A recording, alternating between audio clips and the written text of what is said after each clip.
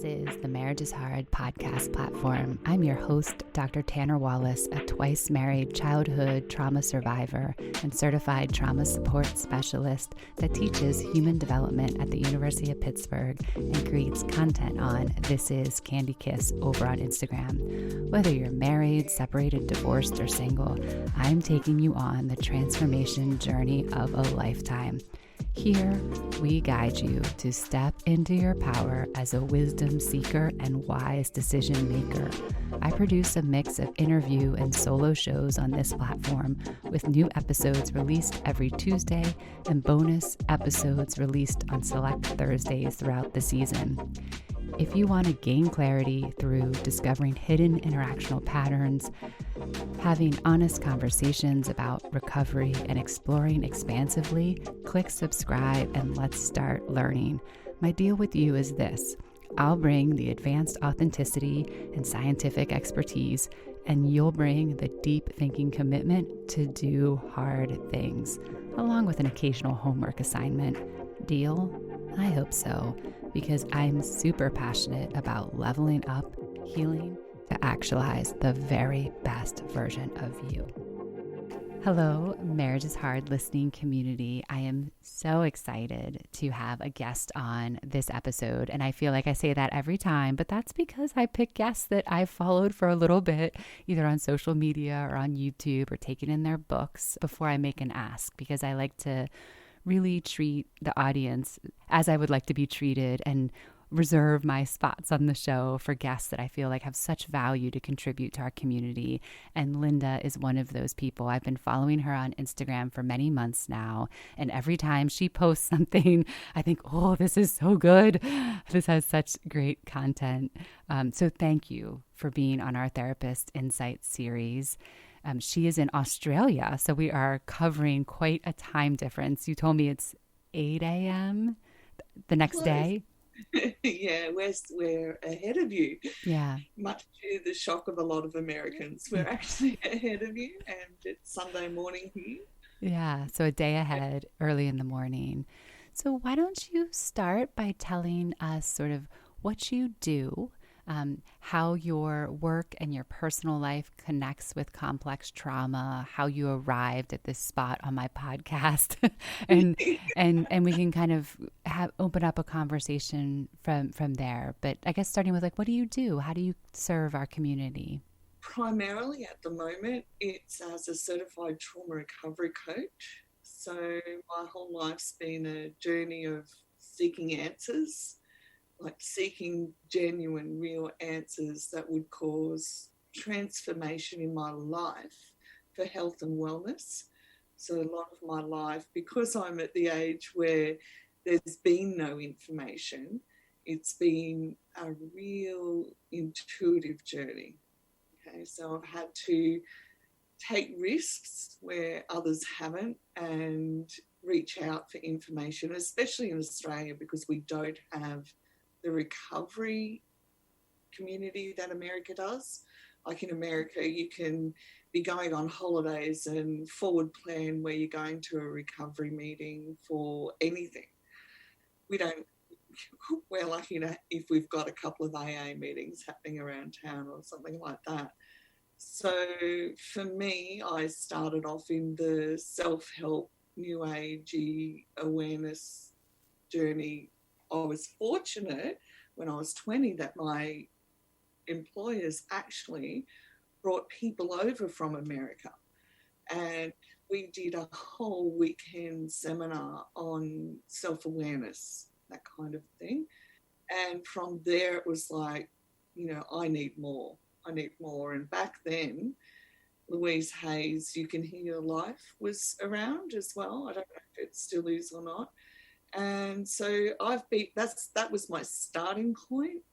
And then obviously I've been married, had children, and the key point there was I developed postnatal depression after my first child. So I wanted answers, and basically I've seen specialists all my life. So at that point, my GP said to me, when I said to him, 5 months into motherhood, that I've got postnatal depression, he literally sat in his chair and said, "What? No, you know, like, no way, it just wouldn't happen to you. You're the last person on earth that I would thought it would happen to. And then I saw a psychologist, probably, I can't remember whether I'd had 2 or 3 children, but by then I was really like, you know, outwardly my life is functioning. So I'm a mother, I've got a part-time business, I'm teaching other people how to go within, you know, I've got a whole manual published here. I even took it with me to the session to say, look, you know, I'm functioning outwardly, but inwardly everything's, you know, it wasn't even a mess. It was just, I knew something was wrong. And he just said to me, well, you're doing better than most of my other clients, so you'll be fine. And so into my second marriage, I had a complete breakdown, not knowing even, you know, that it was a complete mental breakdown. Well, it was more a cognitive breakdown. So I lost all my ability to walk, talk, feed myself, bathe myself. I had a full-time carer, and for 2.5 years was in bed and had no concept why. Why was this happening? And seemingly overnight. And then I started putting one foot in front of the other, and I tell my group on Facebook, just one next step, because the day I could walk up and down the hallway without falling over, without the fear of falling over, and I did it 4 times, I think, I went, I'm going to make this. I don't know what's wrong with me still, but I know that I'm going to keep, I've got the determination to keep going. So, yeah, after that, I got on Facebook groups and I had to repeat myself. How old were you? How old were you at this? 45, I think, when I finally started taking steps out of bed. About that, okay. 44. Yeah. So memory's not the best. No, that's okay. I was actually just doing an interview earlier and someone was like, well, I got married in 2014. They're like, well, no, I got married in 2016. And then I was like, it's okay. When you're interviewing trauma survivors, it's like dates are sort of arbitrary. Like it becomes like, oh yeah, you know, I've realized I've been on this path for about 10 years now, I think. And I'm like, you know, we see that. Yeah. So and early 40s. If I'd known it had taken this long to get this far, would I have ever taken one step forward? Yeah. You know? But even then, there still wasn't the science around. And so I started to become a counsellor. Didn't think I could do that, but I did things for my memory every day to make sure that I could do that. And then the certified trauma recovery coaching came along. And after that, I did continued study to learn all about the neurology behind it, behind trauma. And from there, I base all of my programs for the internal workings of trauma. So you can say, now I understand what's happening for that. Yeah. And when we do that, then we're able to go, oh, that's my brain. It's not who I am. So therefore, it empowers me and gives me hope that if I keep retraining my brain and keep creating the circumstances to have different experiences, then eventually the neural pathways there, and I don't go back to that trauma anymore. Yeah. So for all the listeners who have really realized it's in interactions with their partner that things have stopped making sense, right? Like, so they're like, this doesn't make sense anymore. Either I've had one failed marriage. For my story is I had one failed marriage, thought it was my partner, and then got married again, and the same stuff came back up, and I was like, oh no. And absolutely. So why do you think partnership really brings out the trauma responses for people? I don't know. Well, I know why, but do you want a spiritual answer or not? Is really the question. I want your answer. You're the guest. It's your episode. Is that it comes from a spiritual, and I've only realized this recently because I did the same. Yeah. I got married once, and I spent time doing therapy, doing counselling, doing lots of things, because that's when the sexual abuse memories came up. So I was really active back then in seeking help. So I wasn't just going, oh, well, it's his fault. I wanted answers, because the last thing I ever wanted was a divorce in my life. I come from generations on both sides of my families of divorce. I didn't want it. But then I was listening to John Bradshaw. I don't know if you remember him. One day, and he said, if they're not doing anything to change, then there will be no change. And so I began to sit back and observe what was happening. And even though I was being promised that there would be change, there never was. So I was left with no choice but to leave for the sake of my children.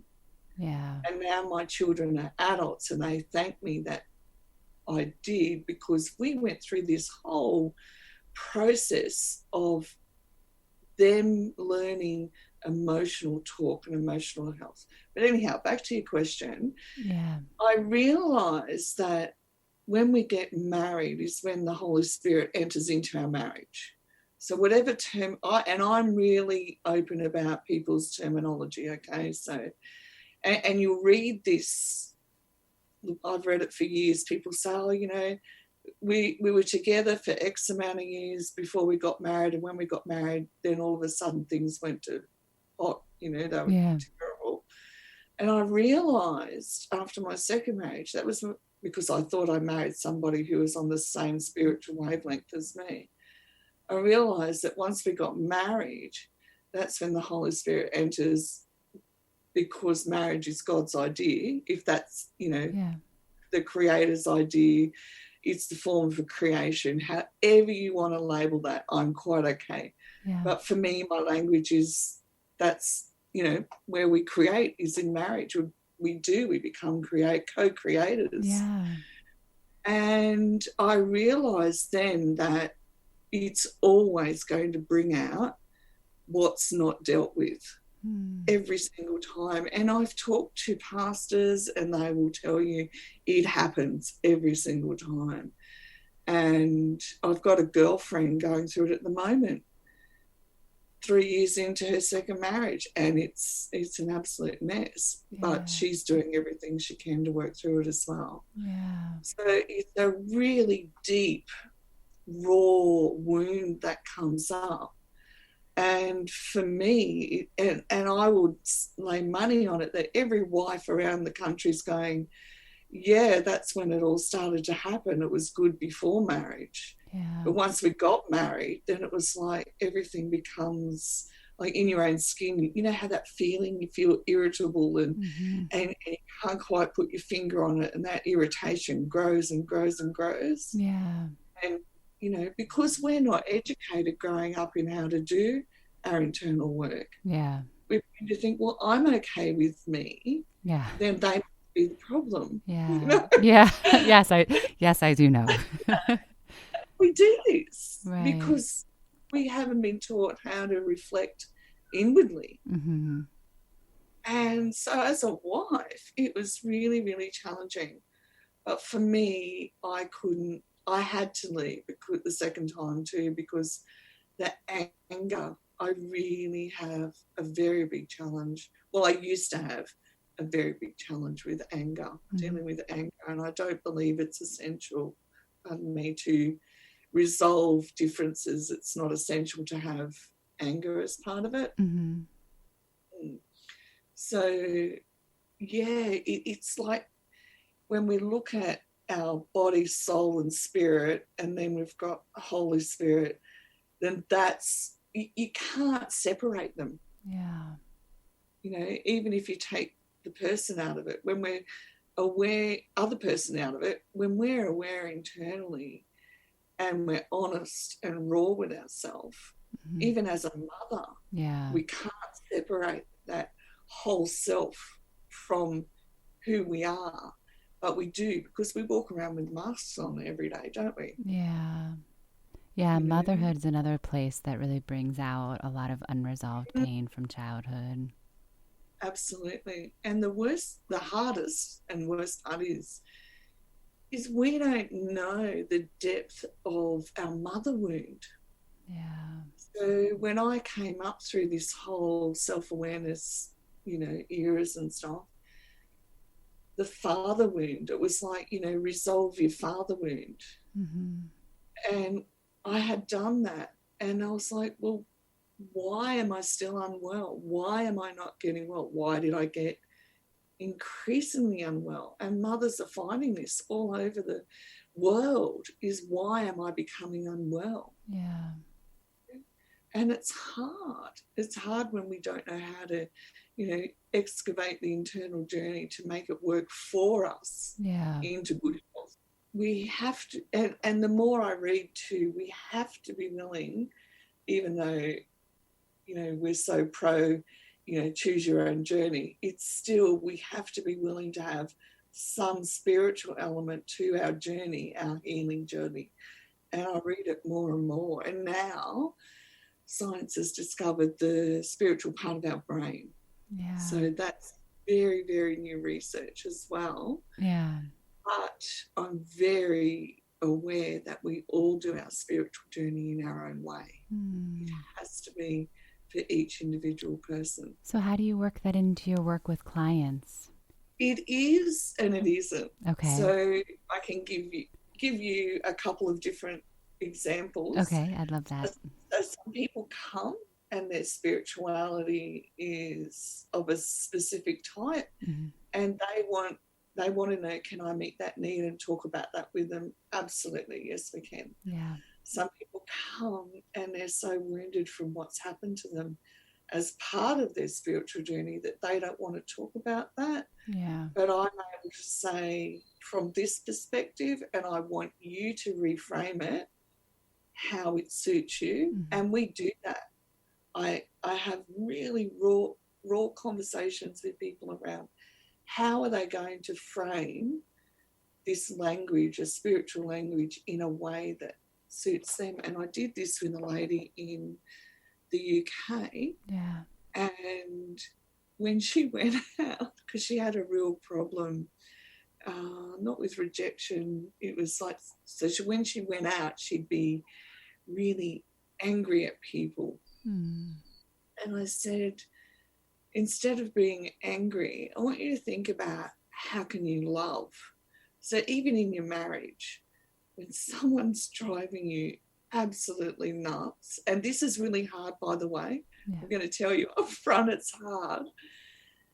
It's hard to hold ourselves accountable and say, they're making me really angry, but I'm in charge of where this anger goes. Yes. And then no, I'm just going to put this down and I'm going to love on them and thank them and keep moving on with my day. Now, it's hard because you're in close quarters with somebody. So even if it was us sitting at a coffee shop, everyone feels the energy exchange. So it requires of us to go, okay, and it's not swallowing your anger. You can't swallow it, okay, because that makes us sick. So we've got to make this really conscious choice that, okay, I do feel this way, I am thinking this way, and I can hold space for that, but I'm also going to hold space for love as well. Yeah. Okay. So when we do that, we're not negating the impact of the other person's behaviour on us, but we are enhancing our ability to say, okay, I can put really healthy boundaries in place and let that person know that, listen, you can't speak to me like that because that's not who I am. That's not the type of person I am. But I can and do have the ability to still love you. And that power of love can transform, transmute, engage with the anger and overcome it. And it's not an overnight transformation. As we all know, when we're married, we've got to put work in. Yeah. And you know that because marriage is hard. It's hard. It's really hard work. So where do people cultivate the compassion and love? Because I actually get quite a few people that reach out to me that are partners of childhood trauma survivors, and they will say to me things like, I love my partner so much. I'm so committed to this relationship, but I don't know if I can do this anymore. It's so challenging to be married to someone that isn't yet stable or has Yeah. such strong reactions to things or shuts down or disappears on me. I feel like I have no compassion left to give because I'm hurting so much. So what would you say to those partners that are having trouble cultivating the love and compassion? Love and compassion doesn't mean we stay. Okay, Okay, say more about yeah, that. love and compassion means that I can love you enough to see that you're not actively engaging in your own process, and that I have to be the one that chooses to step back and step out of this space. And it is the most bravest thing you will do for yourself, for your kids, for them. This happened for me with my first husband, and it still to this day breaks my heart. I had said we were leaving because I was leaving because of the anger.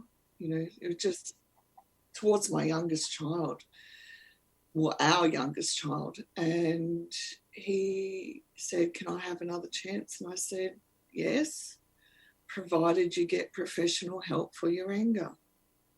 So yes, I love you. I love you with every part and every possibility that I can. I love you, and I want for this to work. But marriage is hard because it requires two people to work together as a team, right? And he said, "Yes, I will." And so I'm crying tears of joy. And, who wants to leave a marriage where you're married to somebody that you have loved since you met them, and, you've got 3 beautiful children together. And the very next day, now I didn't know why he took a week off work. He didn't tell me. He just said, "I'm taking a week off work." The very next day I was off work with a migraine from all the stress. And he came to me and said, "I've had a colonoscopy, I've got cancer, and I have to go to hospital tonight." And so we both ended up in hospital, me for an injection for the migraine and him for emergency surgery the next day.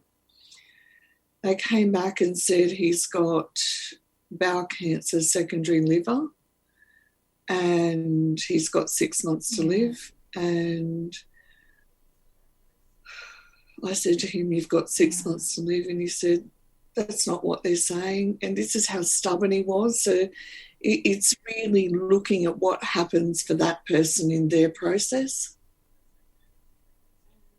He ended up taking some stuff off the internet, was given an all clear at 12 months, and as being cancer-free, then stopped taking the stuff. Yeah. But I knew, because of what John Bradshaw had said, I knew because he hadn't sought help, that there would be no change.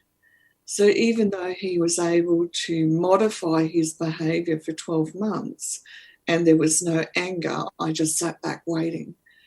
And sure enough, 4 weeks later, he came in the back door and got angry because there was a couple of plastic bags on the floor that I'd just finished unpacking the shopping from that the cats were playing with. Yeah. And I just went, "Here we go." And for 4 weeks, he started back with the anger, and that was it. So I say to people, they're not leaving you with any choice. So it's not about me developing compassion and love internally. It's about me seeing that I'm left with no choice because they're not being an adult and being responsible for the choices that they are or aren't making in their life. Yeah. So the getting help is the key. A lot of people say, I'm like, well, are they seeing a trauma-informed therapist? Are they getting professional help? Yes. That seems like the lowest bar of working with somebody to see what's possible.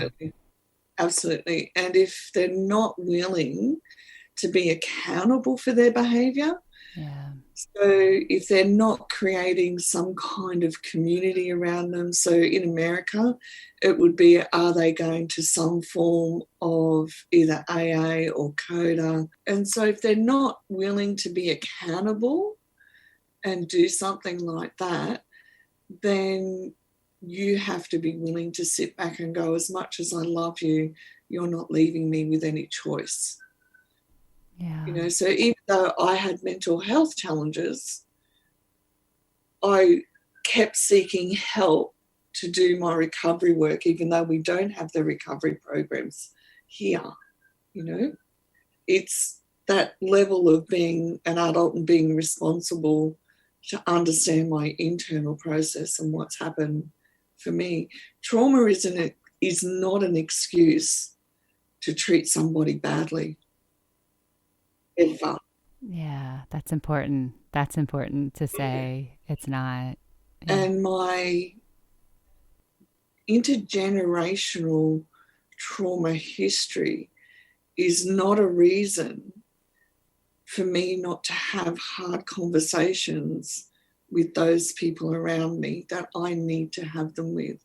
So my children are adults now, and my youngest has been through a particularly hard time, and I know they don't mind me sharing their journey because they're like me. They're very much, if I can help somebody else, then we'll do it. And he's been through suicidal ideation for the last 5-ish years, and we've kept trying to find help, and we've reached a place where he's now at the point where he's in a place where he's getting the right help, and that's a challenge in itself. But he was trying to manipulate me, saying, I can see how you could do this better, Mum. But he wasn't using that language. He was just treating me with disrespect. And I said to him, but we have hard conversations. So he's actually helped me come out of my shell as far as men go. And I said, you can't do that to me. I get a choice as to how I live my life, what I want to do. I've got 30 years on you, and you don't get to make those decisions for me. And ever since then, he's never, ever done that again. So sometimes it's in those real and raw communication times that the other person is willing to learn who you are and what you need. So when we get married, we have to know that that other person is willing to do their work. So for me, before I got married both times, I said, if we have problems in our marriage, will you seek help? And both said yes. Both didn't. So now, if I ever came to that place again, I'd want to see evidence in their life that was an actual process in their life of seeking help, seeking accountability. Yeah. In their life in some way, shape or form, before I even, went down that road ever again. Yeah, because I know I do. Yeah. I think one of the challenges, and we have it better than other places, but even in the U.S., there are so few truly trauma informed, because my story is that my first marriage, we went to hours of talk therapy. I was very committed to trying to make it work. I think he was too, but no one mentioned trauma to us. And both of us have childhoods that were traumatized. Like both of us would have been candidates for, you all may be able to make this work, but you first of all need to individually resolve some of your childhood pain and then figure out how you together are going to interact differently. But no one, even when we went to a counselor, we think we're going to get divorced. I had to piece it together myself in my second marriage when I started struggling. What is this? Why am I struggling so much? And just doing my own Google searches, my own research. And then I'm like, oh, this is what. So I wonder why the field is just taking, you're someone that's sort of square in this field, trying to bring awareness to complex trauma and developmental trauma. And why is it not more mainstream in how coaches work, therapists work? Well, it starts, there's a couple of different reasons why. First of all, psychologists, which is like your baseline of training for help for decades, okay? So Yeah. if we just start with that one place, they aren't trained in trauma when they go to uni. Yeah. Okay. So I have psychologists as clients, and they have, and this is worldwide, by the way. This is not just America, this is worldwide. Mm-hmm. They have all said to me unequivocally that when they go to uni, I think you call uni college. Yeah. So when you go to college, they don't even talk about trauma. Okay. Mm. So why don't they? Because it's not in their medical handbooks. Yeah. Okay. And I'm aware only of Dr. Bessel van der Kolk, but there will be more who have been trying to get this changed for many, many years now. And it's just so hard. And anyone that is trauma trained has to go on to do further specific training for it. Mm-hmm. And then on top of that lies the problem that all the theories are often based around behaviour. So think of cognitive behaviour therapy, and even trauma trained people do cognitive behaviour therapy, trauma trained. But what really makes the big impact in healing from trauma is relationships. Okay. So we can sit here and have a relationship that might only be X amount of time, but in that time and space, we both take away something from that which can impact our life in a healthy way. So when you work with a certified trauma recovery coach, we're trained in that relationship, that how important that relationship is, and how important it is for you to be equipped. So mostly when we see a psychologist, they don't tell us a lot about what's happening for us neurologically, internally, etc. So you get all of that information along the way as it suits you.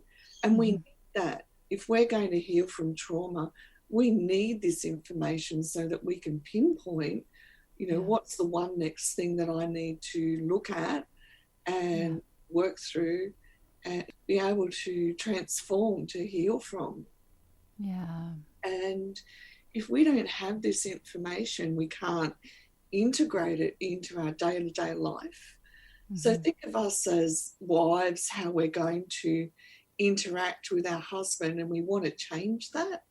And we want to change how, we even want to change the type of people that we attract into our life. Yeah. Then there's going to be two sides of that. There's going to be the side where I have to become fully conscious of the type of person that I normally allow into my life, because the trauma, growing up in that trauma-soaked environment, I'm used to a type of man being my type of man because I feel comfortable and safe and I understand how that type of person works. Yeah. So when I go into, and now I'm in the stage where I've got both sides happening, where I talk to guys who are healthy and whole or do their work, and that feels internally alien, at times, but I have to keep doing my work so that that feels comfortable inside of me. Right? So we're always this work in progress. But to be in a marriage, we have to be, and Brene Brown does great work on vulnerability. And we also have to be able to be vulnerable and not project onto the other person. I don't know if you've heard lately or not about people are running around saying, "Oh, you triggered me." Do you see that in the media? I do. Yep. Yeah. No, they didn't. Unpack that for us. What do you mean by that? So if I'm triggered, it's not that other person's fault. I see what you're saying. Yeah. the trauma that's internal for me is what's being triggered. Yeah. So I, as the adult, haven't even been triggered, but all the unprocessed memories in our amygdala have been triggered in some way, shape or form, which sets off our whole fight, flight, freeze or fawn. Yeah. And then that sends us into that survival mode again. So it's not that person's fault. Yeah, that's important. That's an important distinction.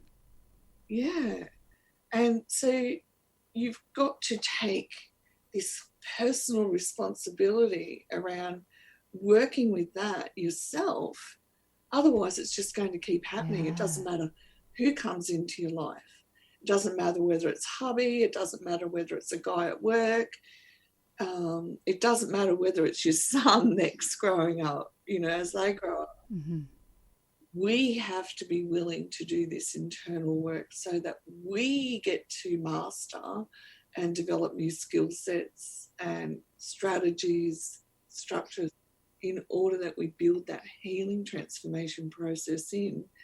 And so we're not going outwardly, oh, you triggered me, so it's your fault, you've got to change. Yeah.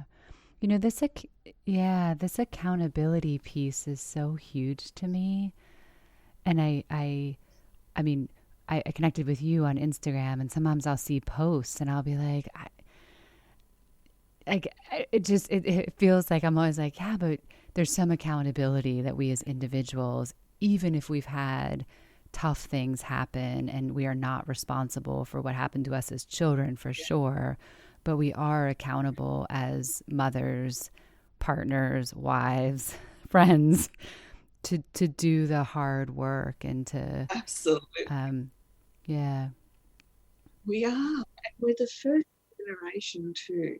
This is where our compassion for ourselves has to come in. We are the first generation standing up and saying it stops with me. Okay? We have to be willing to say, I'm not going to get this right. Throw perfection out the door. Perfection's driven by inflexible thinking, and inflexible thinking's driven by a need to feel safe, or the fact that we experienced so much of life wasn't safe. Yeah. And we have to be willing to say, this is what's happening for me, to children when they're old enough. If there's one thing my kids said to me as they got older, is, Mama, we wished you had told us more earlier of what was happening for you. Okay. And I didn't realise how important that was. Yeah. So that's one thing you need to look at as a mum. And it's not doing this whole verbal dialogue or download or emotional piece to your kids. It's like, hey, these are my tears. I'm not coping at the moment. Can we just do this and this at age appropriate?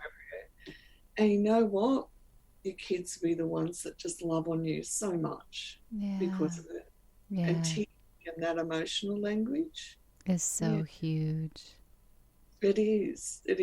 And now we need to do this because as mothers too, our children, when they grow up, so my daughter's I'm just about to have my first grandchild. Oh, congratulations. And, any day now. And it's a daughter, so which is very aware of, my daughter's very aware of the healing process I've gone through and what she's had to go through to heal as well. And all of us as a family are very conscious that we want to love on this little girl like nothing, but with healthy boundaries and all the things that we didn't have and the knowledge that we didn't have growing up. So it's, I don't know, what did you find was the hardest part for you in having compassion for yourself? Oh, that is such a good question. I think I didn't know that I had CPTSD. And then once I read an account of what complex trauma looked like, that's when the compassion started. Because for so long, I mean, I teach human development, and it's like I'm not a clinical psychologist, but I'm in the psychology field. So I knew human development and I knew what my childhood was like, but I had no framework for how can someone as educated as I am that cares so much about my children yell at my children, put my hands on my children. And Yeah, so the only explanatory theory I had was something's wrong with me. Like I have a personality problem, something's wrong with me. So for me, the turning point was reading and seeing myself in a book and being like, oh, like this is so much larger than myself. And I've made all these choices and done all these things because they were adaptive responses to a childhood of fear and abandonment. And that's when it really shifted for me. And I still, it's not perfect, but it's getting better and better. And the more I talk to people like you and through the podcast and have built a survivors community, the more and more compassion I have because I see other people leading by example or sharing their story. And it just, it touches me in a way that gives me some grace, but still trying to hold myself like so balancing the compassion without making the excuses, right? Like still showing up in my marriage, still showing up to the 4 children now I'm responsible for. Well, that's a great question. What about you? When did you start to feel compassion towards yourself? I didn't start to feel compassion for myself for a long time. It's taken me a long time to understand that side of life, for one of it, because that's what it felt like. Was like compassion was something that was another side of life that I've never known. Okay. Yeah. My children showed me compassion. I run a Facebook group, and the compassion in that Facebook group can be felt all over the world. Oh. And that was when I began to realize that I was actually safe to feel compassion for myself. Is when I was just, there was, and it's really hard to explain. It's like go in there and be kind to everybody. And then eventually, internally, I could feel kindness in myself. And I wouldn't want anyone to ever feel how I felt growing up or as an adult. So it's allowing myself that when I've got it there for other people, I can feel it for myself too. Yeah. It's interesting. The further I get along in recovery, there's all these positive emotions that I've never felt. I'm like, oh, that's what that feels like. I'm like, that's what like true empathy feels like.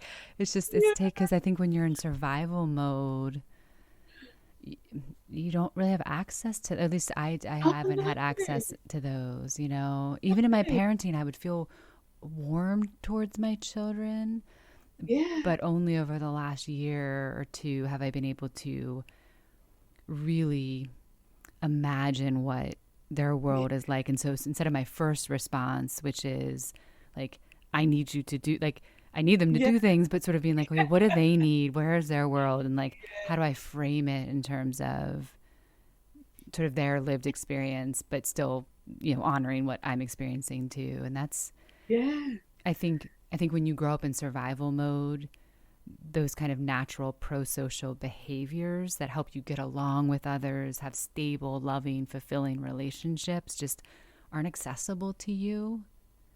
No, and as I've gone along, I understand why, like our whole body, so our whole body, brain, our whole internal processes, they're all one. We can't separate them.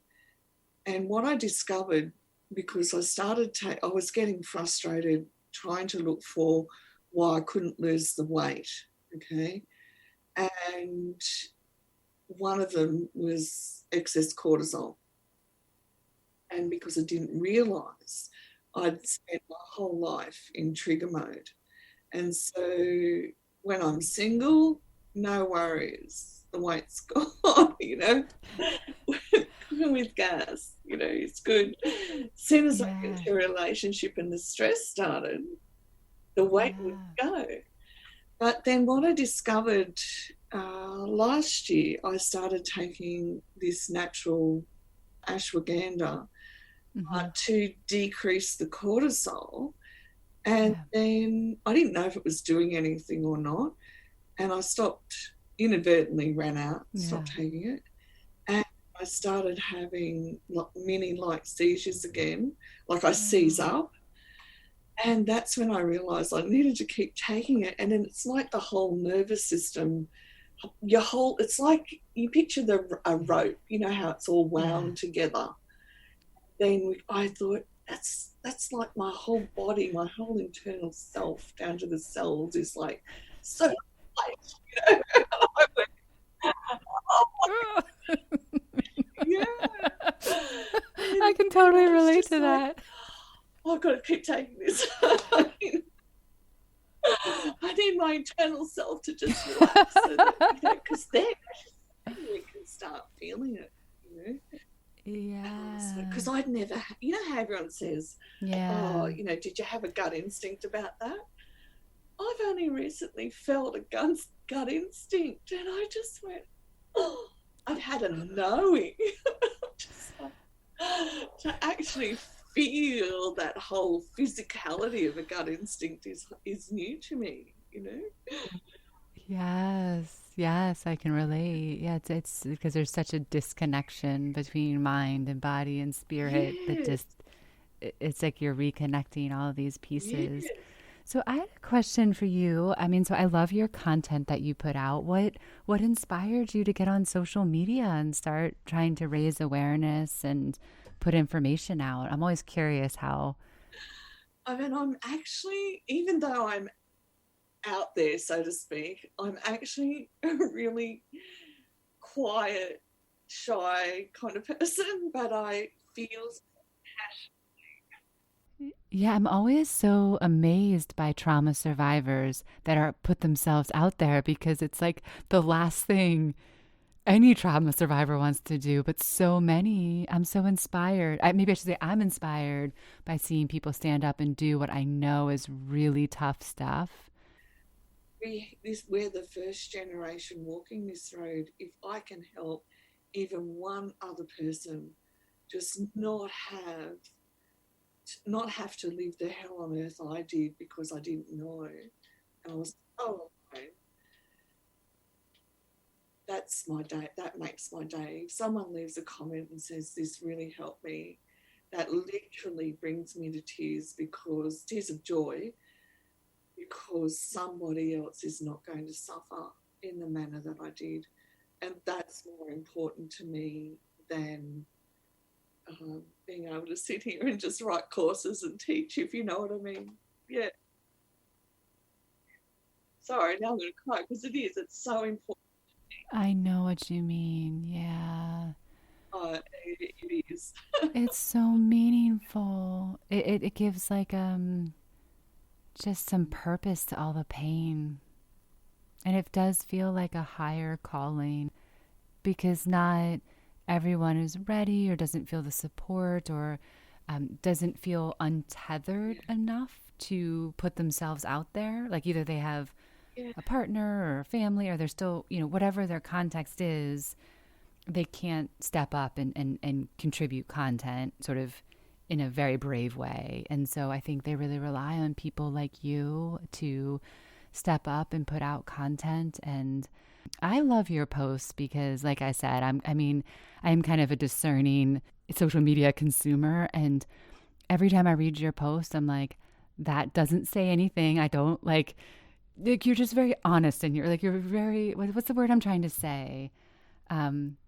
You're not going for like the quick win of this is going to be popular because I'm just telling people what they want to hear, but you really put out some of the best educational content that I think really is raising awareness. And I think the raising awareness is a huge piece. And I've seen some of your posts and I'm just like, I can imagine if I had seen this 20 years ago.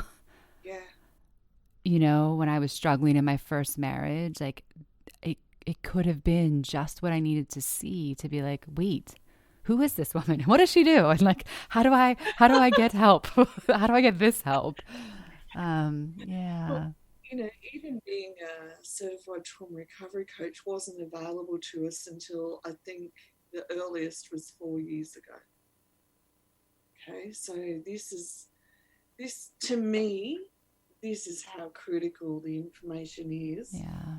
Because it's not going to be available in textbooks for, I think I read a minimum of 17 years before trauma becomes something that like your GP or your psychologist or whatever is educated in. Yeah. So you think of Dr. Nadine Burke-Harris in California. Yep.